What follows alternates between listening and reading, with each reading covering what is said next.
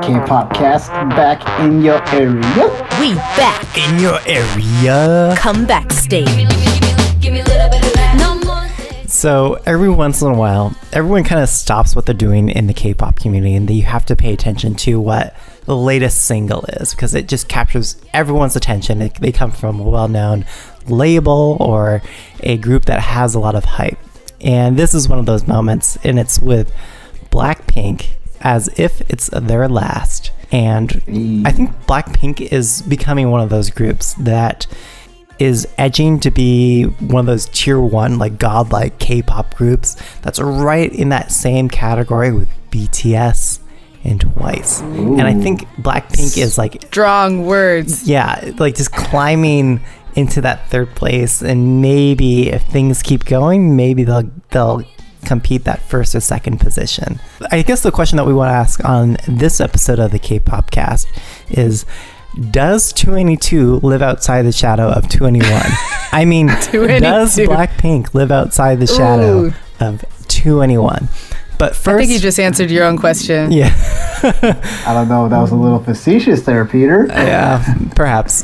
But before we get there, what do we have on the show outlined for today, Supermatic? We'll be going into some more listener feedback, and then, as always, we've got some really great hit replays for you all this week. That's right. And for those of you who are joining us for the first time, I'm DJ Pilo, a K-pop DJ. I'm joined by my other co-host here, Stephanie of YouTube. Hey, guys. And I am joined by Supermatic. Hello, what's up, everybody? Your resident K-pop b-boy in the building, Supermatic, back at it again. Great to be back with y'all. So as far as listener feedback goes, I believe one of our listeners, Alfred, he had a question, which is, what exactly is the significance of the number of YouTube views in determining popularity? So regarding Blackpink, Peter, care to Yeah. So the previous record holder for the 10 million view mark for the shortest amount of time was held by BTS, which took 21 hours to hit that milestone. Blackpink, however, beat it within that same period. So Blackpink, again, another proof point that Blackpink is edging to become the top group. And these views matter because they determine who wins on these shows like Music Bank, Music Countdown. So this is why you have fans telling everyone to watch the YouTube videos X number of times within a short period, because they're trying to get their group to be up high. So Alfred, that's the quick TLDR for Blackpink and their milestone. Thanks, Peter. And I just wanted to jump in on this since I do work at a company that might be relevant to this question. So we hear a lot about YouTube views and how important those are. But if you're a K-pop fan and you really want to help your group's video like rise to the top of the search results and the homepage, what really matters is something called watch time. So for example, if you watch the video all the way through instead of just the first few seconds, that sends a signal that to our systems that, this is probably a pretty good video. Maybe we should show it to other people and promote it more on YouTube. So pro tip for all you fans out there, it's all about watch time. Oh man, that's some insider knowledge here in Maybe, the Kpopcast. just a little Thanks bit. to Steph. I've worked here a few years. I learned me something. Excellent. So let's go into the hit replays of this week. Steph, what's making you hit replay? So this week, my boy Henry came out with a new song called I'm Good, or 끌리는 대로. And I just think it's so cute because he is a sweetheart and he's like really talented. You know, all the ladies love a classically trained musician. Am I right? Yeah. But like, he's so cute, but he's still like an underdog. He is struggling to get those views, to get that attention, to get the love. And so I was pleasantly surprised that it seemed like he went out of his comfort zone with something more R&B, hip-hop, groovy. And he's trying on this new swagger. And I just love it. I want him to experiment more like this. So it's funny because when you linked this in the show notes, I was watching it and I was like, oh, I totally want to be friends and like go to this party. But I was like, I don't know if I'm cool enough or Korean enough to roll with this crowd. But it's a dope R&B group, and I just love the party and the group. Again, I want to roll with them, but I don't think I'm that cool. alright. I don't even need you, 끌리는 대로 it's alright. touching 나가니 I'm all good without you. I'm all good without you. I'm all good.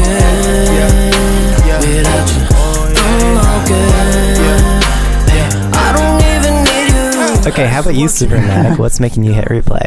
My hit replay this week is actually a fun little, I want to say like a treasure find, because I didn't know about this until 2 or 3 days ago. Taeil and Sejong did a collaboration. Taeil of Block B, and then Sejong, formerly IOI and now currently Gugudan. And these are two vocalists that we're talking about that are pretty good. And what they came out with was called Likes Me Not. There's no official music video for it yet, but what I found was one of their live duets. And it's a really cute and bubbly song from both the guy and girl perspective. 새삼스레 다르게 보여지는 너 그리 변한 건 없어 보이는데 내게 치는 장난들도 자꾸 신경 쓰이고 아님 나 때문인지 몰라요 좋아한다 안 한다 좋아한다 안 한다 몇 번씩 생각을 해봐도 몰라 좋아한다 안 한다 좋아한다 안 한다 어떻든 너랑 난 똑같았으면 좋겠다 좋아한다 안 한다 좋아한다 안 한다. Yeah, I thanks for that rec because I thought it was really refreshing as well. It's really well produced and even the video, even though it's so simple, it's really cute and well done. So thanks.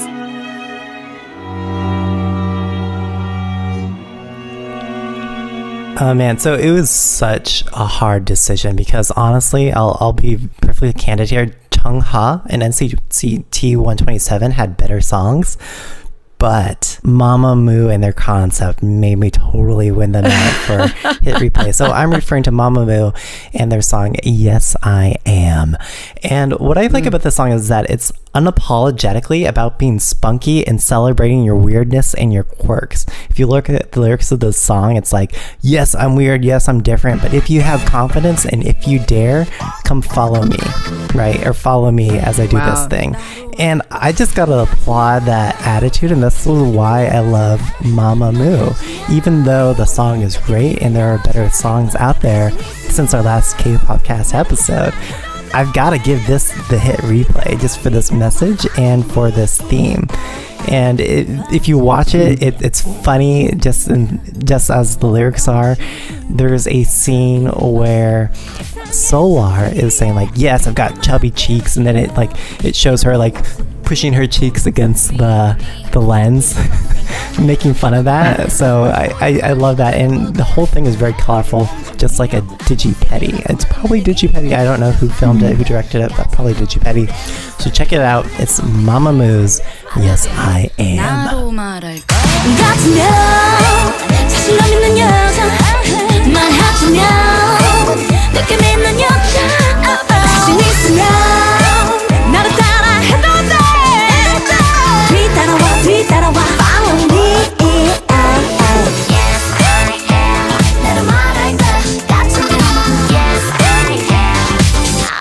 Let's go into Blackpink or 2ne2 and their latest song. 2ne2. What's the name of the song? I keep forgetting the name of the song. As if it's your last. As if it's your last.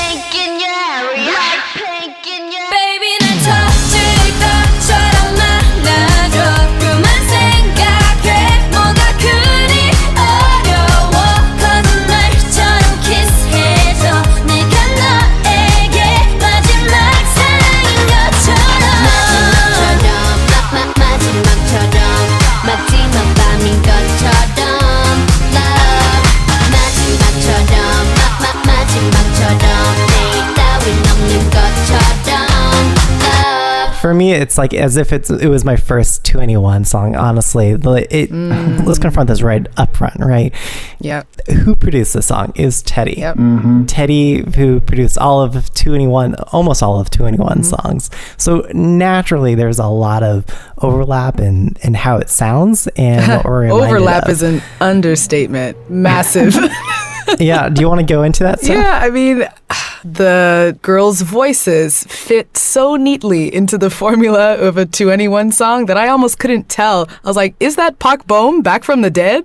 Like, Yeah. I mean, there were definitely a lot of those times where it's like, Oh, if it wasn't this girl, I could totally close my eyes and imagine like Park Bom's voice would go in perfectly right there, right? For those higher tones, are like, oh, this is a raspy or low voice. Sia would probably feel this niche, right? And fits like, exactly. You hear it. Fits their range. And then like the song seems to follow a similar like genre jumping formula to a lot of 2ne1 songs. Right. Yeah. So what you're saying, right? And I totally agree, Steph. Like, it feels like it's a mashup, almost like how SNSD I Got a Boy. It was like, okay, we got this one thing and then we're going to take it in this one direction. This song by Blackpink kind of feels like three songs. So you've got the beat, the music of the verse, which kind of reminds me of 2ne1's I Am the Best. It's got that march feel, and it's very aggressive. It's very good for rapping, honestly.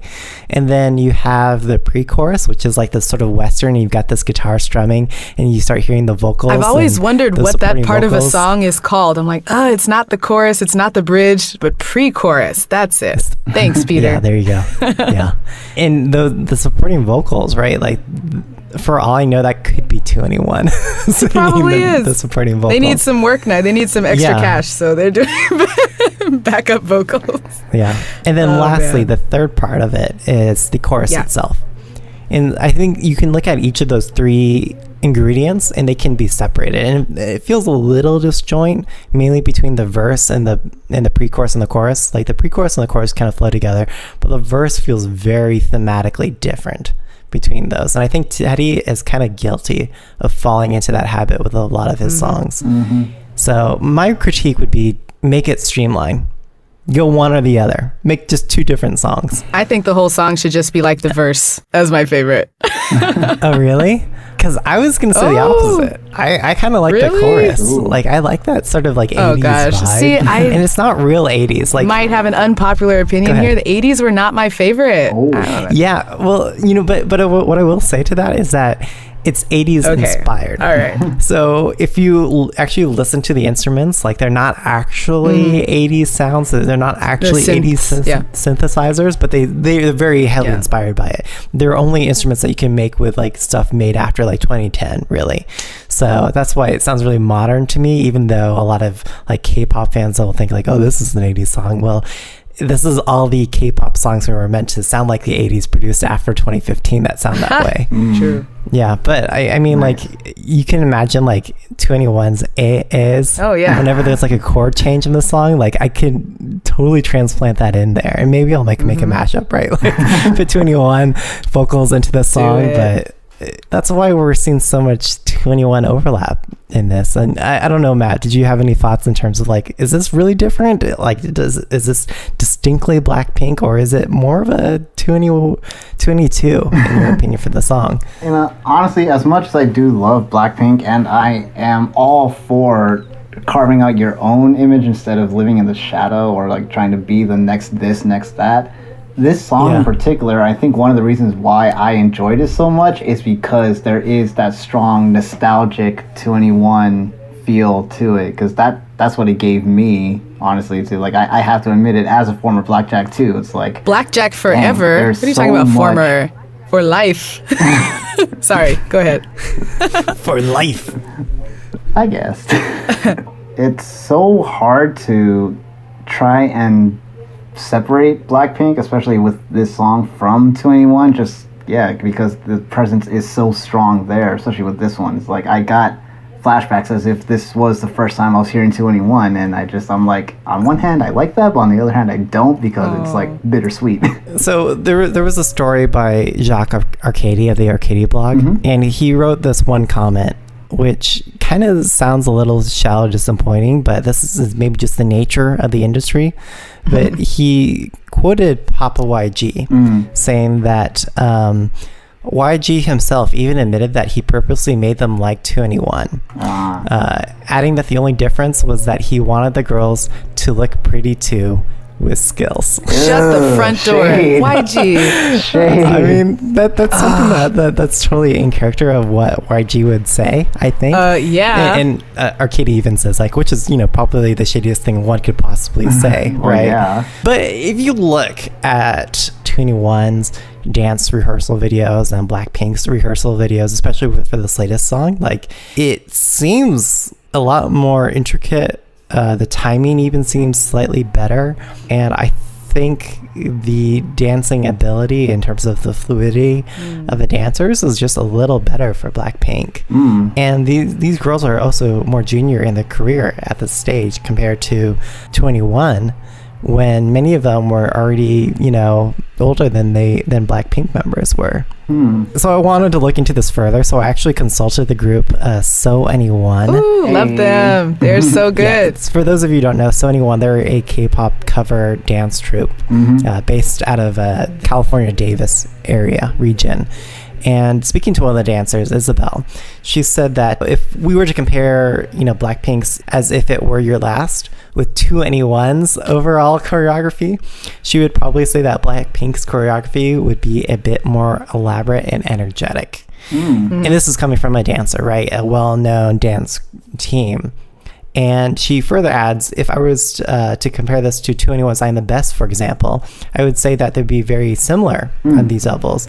But with every new rookie group that also comes out, the dances get more difficult as the years go on. Yeah, I did want to jump in on that because when I was watching the music video and the live performances, I was not that impressed with, I guess, the difficulty of the choreo and the synchronization of the dancers. But then I was trying to think back, well, let me compare them to 2ne1, and I couldn't really remember any choreo from 2ne1 besides I Am the Best. So I guess I gave them a pass on that and remembered that they're rookies, and that was really hard on them at first. But then hearing what Isabel had to say, they're all right. And are you referring to just this song? Yeah, more this song and the live performances. Oh, okay. Maybe I haven't seen their live performances. Yeah, I watched a couple of the stages, and it was very clear that they're lip syncing. And I was like, come on. If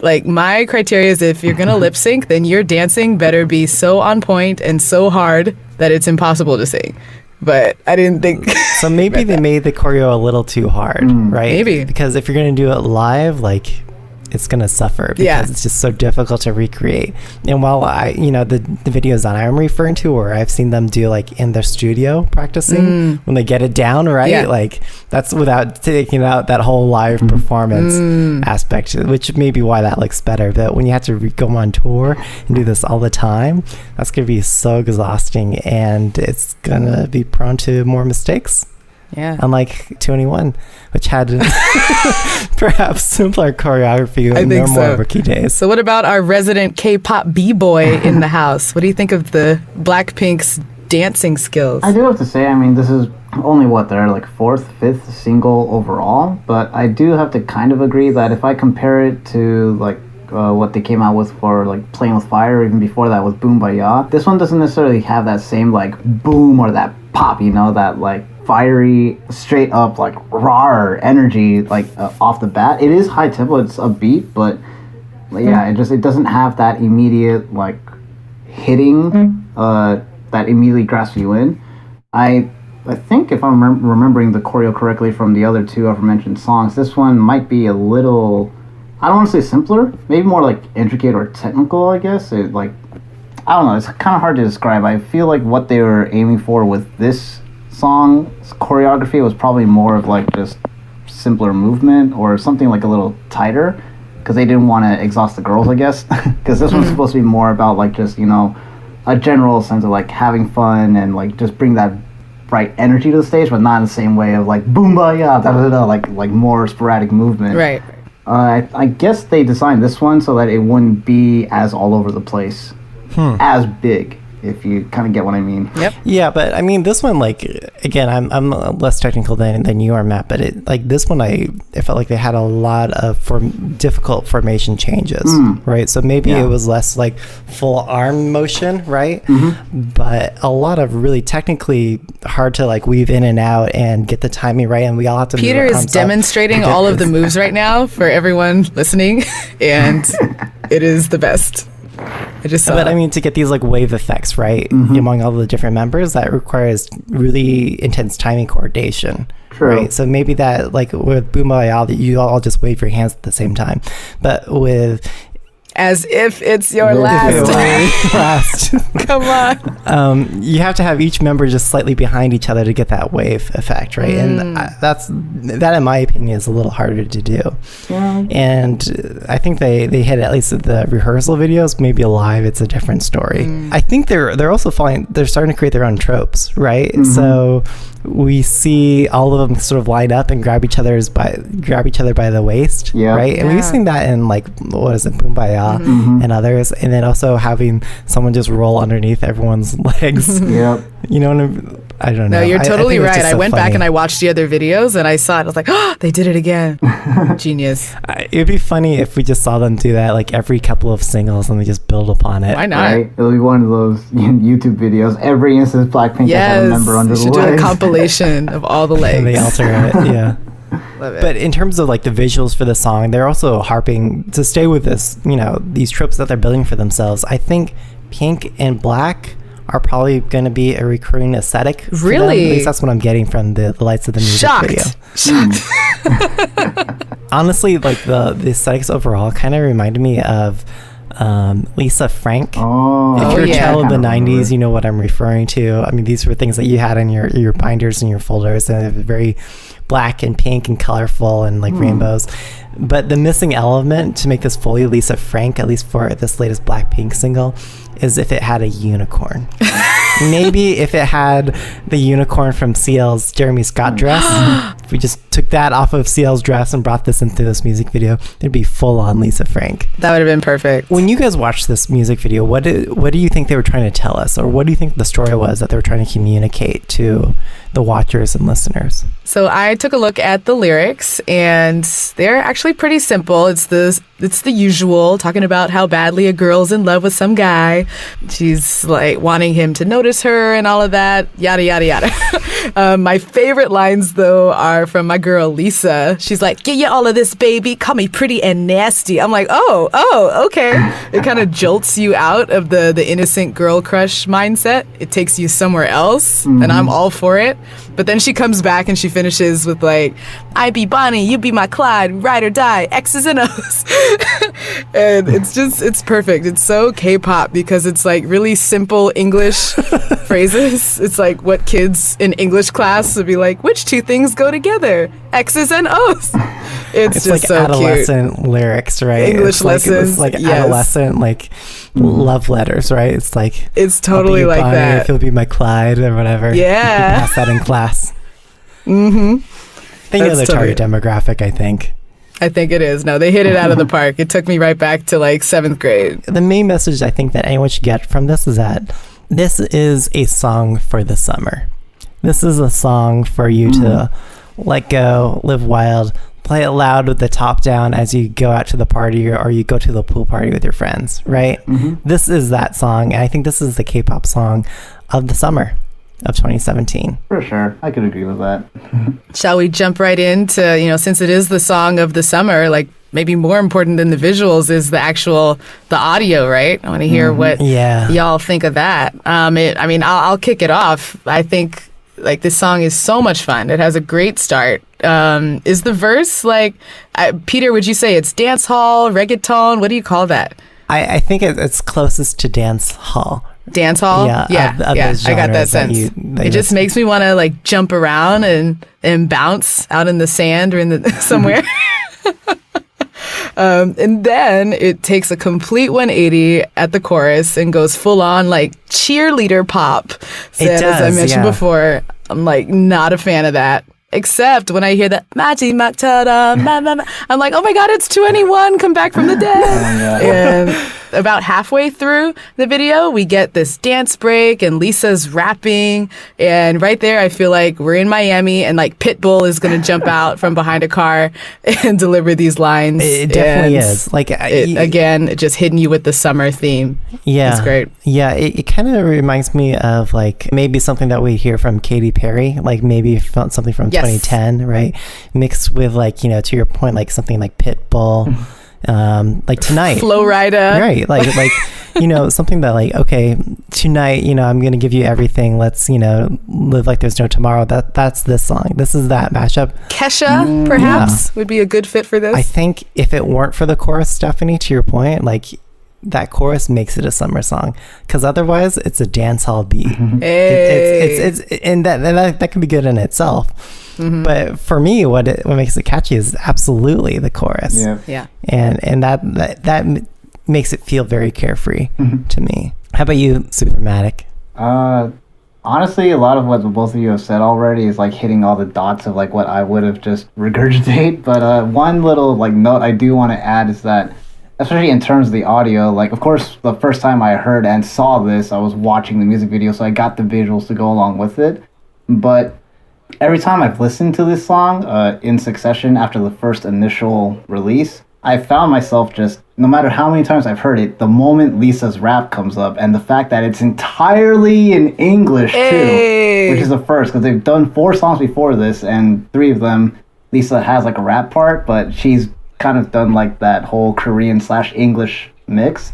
This one being in all English just gets me every time, and I'm like, oh man. And just how any of her rap, if not the whole thing, is easy enough to get stuck in your head. And like it's that part that if there's no other part that anyone who listens to this song is going to like repeat and jam out to, it's that part for sure.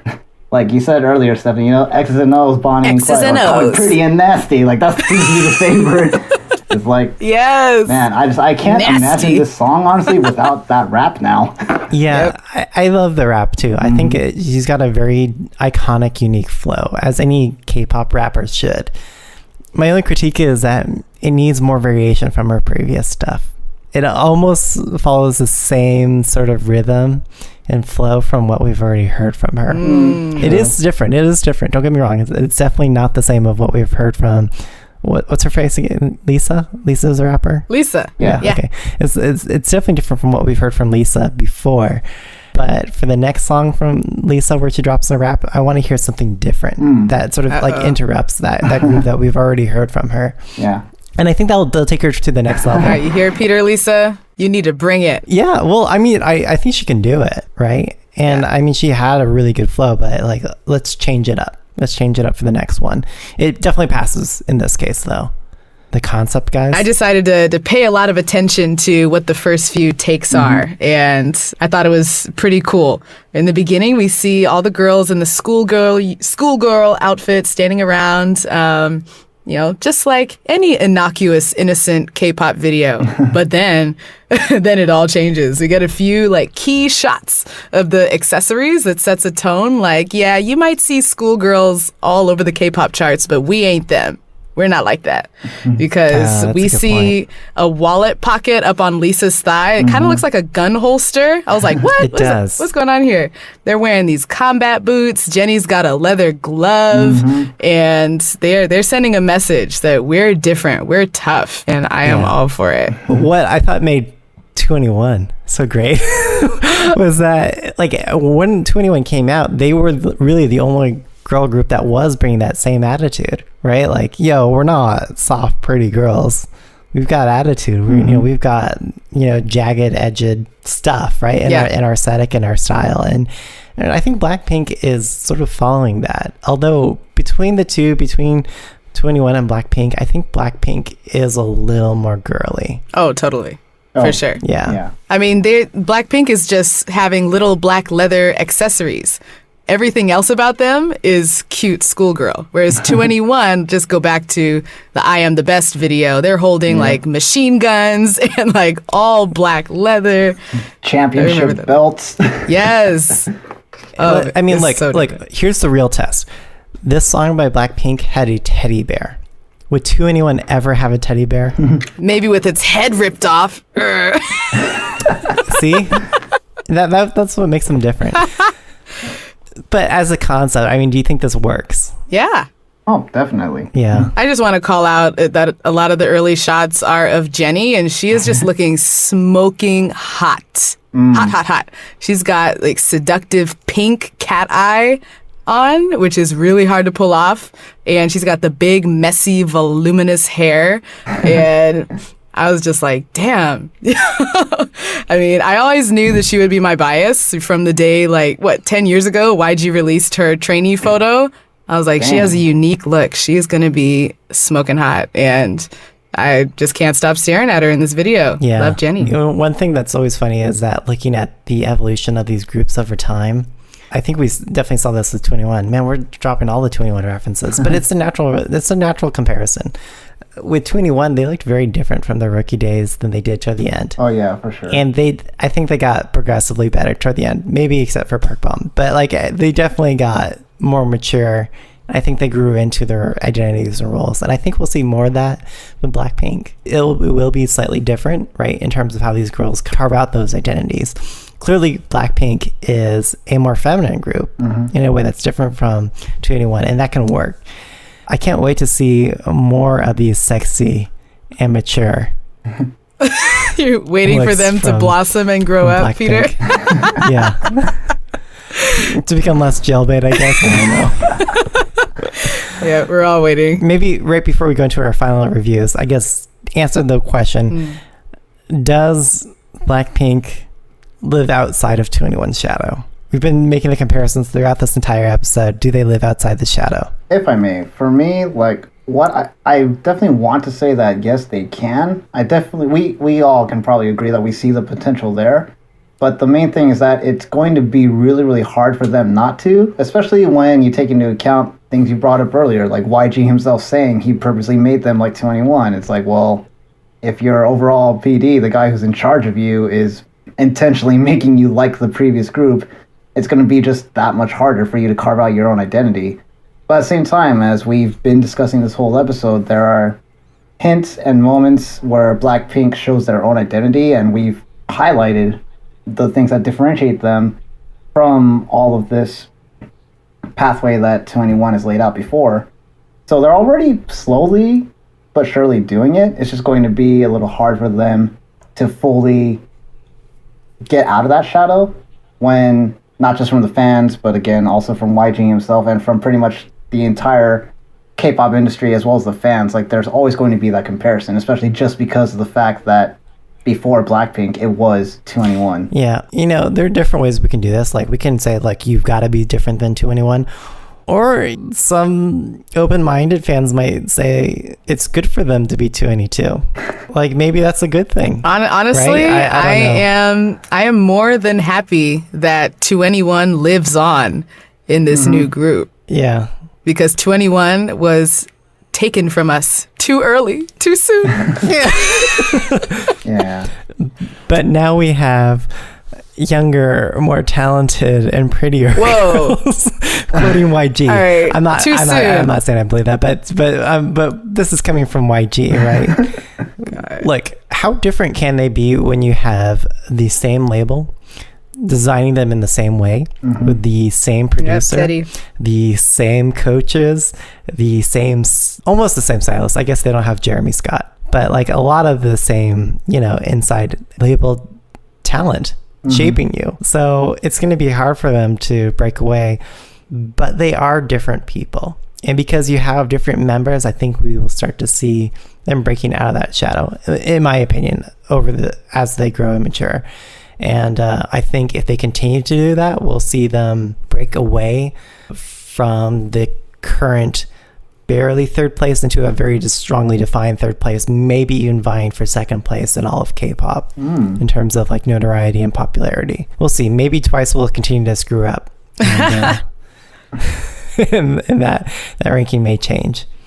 So a 1 to 5 score. Yeah, 1 to 5 score audio of the song. Supermatic. Right. With the audio, I mean, of course, for anyone who hasn't listened to this, one of the major things for me that I'm a sucker for is how easily a song can get stuck in my head and how catchy it is, especially for me.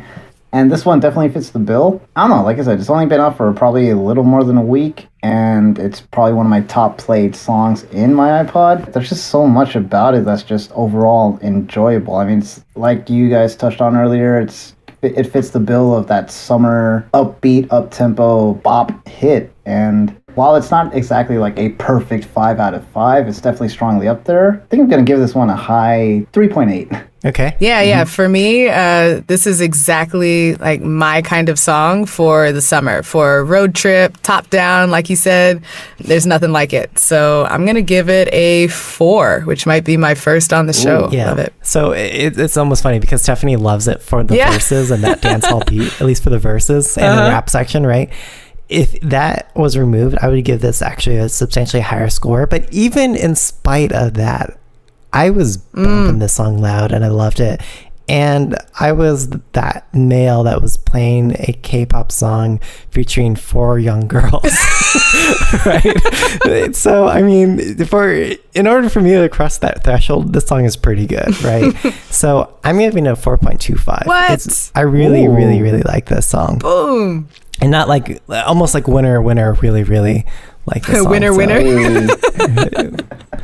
Yeah, Winner is really, Winner, really, really chicken dinner. Yeah. Nice. you know, the YG group, Winner, and their song. Peter, really, I know.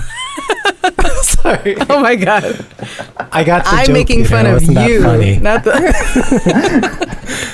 Yes, really is also super good for the summer. Okay, concept, guys. How did it fare? I like the concept, but I'm not blown away by it. Like you said, there's not much deeper analysis that we can do. It's colorful. There's black and pink going on. The girls look hot.